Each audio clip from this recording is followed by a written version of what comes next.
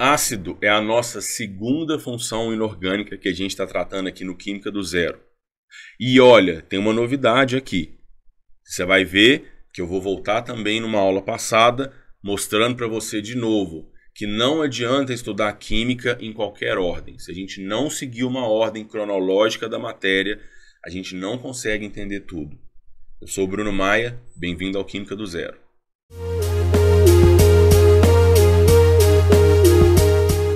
Já inscreve no canal, ativa o sininho e lembra, se você quer receber todas as aulas, todo o cronograma e o material de apoio, exercícios sobre cada matéria, entra no nosso grupo do Telegram, Química com Bruno Maia, e também no Instagram, Química com Bruno Maia. Lá eu estou soltando todas as informações, todo o cronograma bonitinho. E olha só, o que vem a ser o ácido? Lembra que a gente falou primeiro da base, que é uma substância que em água dissocia, originando o ânion OH-. O ácido é uma substância que em meio aquoso sofre ionização. Então tem uma novidade aqui pra gente, olha, duas, você vai ver. Ionizar. O que significa essa palavra ionizar? Vamos pensar. Dissociação iônica. Dissociar significa separar íons. E ionizar significa o quê? Ionizar significa se transformar em íons. Você vai ver que na hora que a gente estiver fazendo a equação, é muito parecido com dissociar, mas você tem que saber a diferença conceitual entre essas duas palavras. Dissociar, separar os íons. Ionizar, se transformar os íons. Agora vamos fazer um outro apanhado. A gente estudou 3 tipos de substâncias, iônicas, metálicas e moleculares. Substâncias iônicas na água se dissociam. Substâncias metálicas nem dissolvem na água.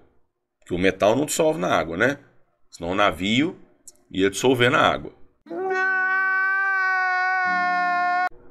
Agora, só pode ser uma substância molecular esse ácido. Só que a gente também falou que substância molecular nenhuma conduz corrente elétrica. Mas se você lembrar da aula também, de ligação covalente, eu falei, a não ser que seja um ácido. Então, bem-vindo, o ácido é a nossa única substância molecular que em água é capaz de conduzir corrente elétrica.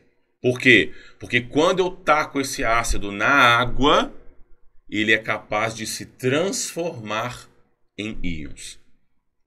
O importante é você saber montar a equação, saber esse conceito, né? Que é a única substância que em água pode virar íon. E eu te mostro o porquê, já já. E existem 2 grupos de ácidos que você deve conhecer. Então, assim como eu disse, é importante saber identificar uma base, também é importante saber identificar um ácido. E o ácido é toda substância que em água libera H+. Então é óbvio que na fórmula tem que ter um H+. Os 2 grupos são, primeiro, os hidrácidos, que são ácidos não oxigenados, ou seja, que não têm oxigênio na fórmula, ou seja, é simplesmente o hidrogênio, que é sempre H+, mais um ametal que obrigatoriamente vai ser negativo. Exemplos, HCl e H2S são 2 exemplos de hidrácidos. Primeiro, olha, identificando que é um ácido, hidrogênio mais ametal, hidrogênio mais ametal. De novo, igual a gente falou em base, por que o HCl é HCl e o outro é H2S? Porque o H é +1 e o cloro é -1. Aqui o enxofre é -2, é o NOx dele, acompanha na sua tabela de NOx. E o hidrogênio é +1. Por isso eu preciso de 2 hidrogênios para zerar o enxofre. Tá bom? Importância de NOx de novo. E nós temos também os oxiácidos, que são oxigenados. E na fórmula, além do hidrogênio e do ametal, nós vamos ter também um oxigênio. Como o oxigênio é o segundo elemento mais eletronegativo, o ametal aqui nos oxiácidos vai ser positivo. Nos hidrácidos ele é negativo. Lembra da nossa aula de NOx que eu falei? Os ametais podem ser positivos ou negativos, depende com quem eles estão ligados. 2 exemplos legais, olha aí, importantes que costumam aparecer muito, H2SO4 e NO3. O ácido sulfúrico e o ácido nítrico. Já já a gente fala de nomenclatura, mas primeiro identifique hidrogênio, ametal, oxigênio. É um oxiácido. Hidrogênio, ametal e oxigênio. Outro oxiácido. Como que a gente faz para dar nome para os ácidos, né? Assim como eu falei na aula de bases, a gente não vai entrar muito nas questões de nomenclatura aqui não. Mas eu vou te mostrar quais são as regras e vou te mostrar elas aplicadas. No caso dos hidrácidos é bem tranquilo, porque o NOx negativo dos ametais é fixo. Então é simplesmente ácido, o nome do ametal, mais uma terminação hídrico. Por isso que o HCl chama ácido clorídrico e o H2S ácido sulfídrico. A gente também é importante conhecer o nome comercial de alguns ácidos. E o ácido clorídrico é chamado de ácido muriático. Agora, para os oxiácidos, a nomenclatura é um pouco mais chata. A gente usa ácido mais um prefixo hipo antes do nome do ametal, mais uma terminação oso, quando o ametal em questão tiver NOx mais 1, ácido mais nome do ametal mais oso, quando o NOx dele for 3 ou 4, ico quando for 5 ou 6, e um prefixo per e um sufixo ico quando o NOx for mais 7. Por exemplo, né, só para ilustrar e mostrar para você alguns exemplos, alguns casos, olha aí esses 4 oxiácidos. Aqui no HClO, o cloro tem NOx mais 1.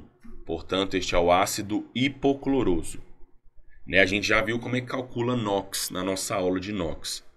E o H2SO3, o enxofre, tem NOx mais 4. Por isso, este é o ácido sulfuroso. No H2SO4, o enxofre tem NOx mais 6, por isso é o ácido sulfúrico. E aqui no HClO4, esse cloro tem NOx mais 7, por isso que ele chama ácido perclórico. Falando sobre a ionização dos ácidos, agora a parte importante. A gente disse que o ácido é a única substância molecular que em água é capaz de virar íon. Sendo que, se eu pego esse HCl, por exemplo, que ele é um gás, se a gente tentar borbulhar esse gás na água, quando ele entra em contato com a água faz com que ele vire íons.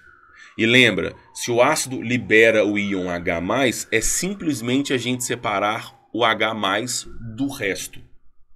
Por isso que a ionização desse HCl é H+, mais Cl-. O H é sempre mais 1. O resto vai ser sempre negativo, dependendo de quantos Hs tem no ácido para sair. Já, olha o H2SO4, para não errar e não esquecer como que faz. Eu tenho 2 hidrogênios ligados neste SO4. Então, quantos Hs eu tenho para sair? Não são 2? Eu solto os 2H mais 1. E um erro muito comum é tentar... como que eu separo o S do O? Não separa o S do O. Só separa o hidrogênio do resto todo junto. Então, eu continuo com SO4 todo junto sem mudar nada. Só que não saíram 2 hidrogênios com carga mais 1. Por isso que esse SO4 vai ter uma carga menos 2. Tá? Então, é assim que a gente faz a ionização de um ácido. E detalhe, por que que o ácido é capaz de ionizar? Existe uma mágica por trás do H+, tá? Então eu vou te mostrar aqui rapidamente de curiosidade. O HCl, por exemplo, é uma substância molecular, a ligação é covalente. O cloro e os ametais geralmente são muito eletronegativos. E o hidrogênio é o menos de todos os ametais. Isso quer dizer que ele tende a ceder muito o seu elétron para o cloro. Isso deixa essa ligação e essa molécula muito polar. E isso enfraquece essa ligação covalente. Quando eu jogo na água, o oxigênio da água ataca e tira esse H+ daqui, deixando aí o elétron do hidrogênio acaba ficando de vez com o ametal. tá bom? Mas de curiosidade, geralmente isso não costuma ser cobrado, não. E, assim como a gente falou nas bases, a gente também tem que falar sobre a força dos ácidos. E olha, o conceito é exatamente o mesmo. O que muda, obviamente, é a forma de guardar, de decorar. Por quê? Os ácidos são as únicas substâncias moleculares que em água ionizam, né? E aí vão se transformar em íons. E o que é um ácido forte? Assim como nas bases, é aquele que tem muita tendência em soltar esse H+. Também origina uma solução com grande concentração de íons livres e também é um bom condutor de corrente elétrica. Ácidos fortes. Como que a gente decora isso daí? Para os hidrácidos, a gente tem os principais HCl, HBr e HI. O HF é um ácido moderado, isso quer dizer que ele é um pouco mais fraco do que esses três e mais forte do que os demais. E os demais vão ser todos fracos, dos hidrácidos. Dos oxiácidos, a gente tem que fazer essa continha aí, ó. Deixa eu redar para você ver. Eu olho para a fórmula e faço número de oxigênios menos o número de hidrogênios. E essa conta tem que dar maior ou igual a 2. Por exemplo, o ácido sulfúrico, que é o H2SO4, número de oxigênios, 4. Número de hidrogênios, 2. E 4 menos 2 dá 2. Se der maior ou igual a 2, o nosso ácido é forte. Então, assim como a gente falou nas bases, é muito importante saber essa questão da força. Por dois motivos.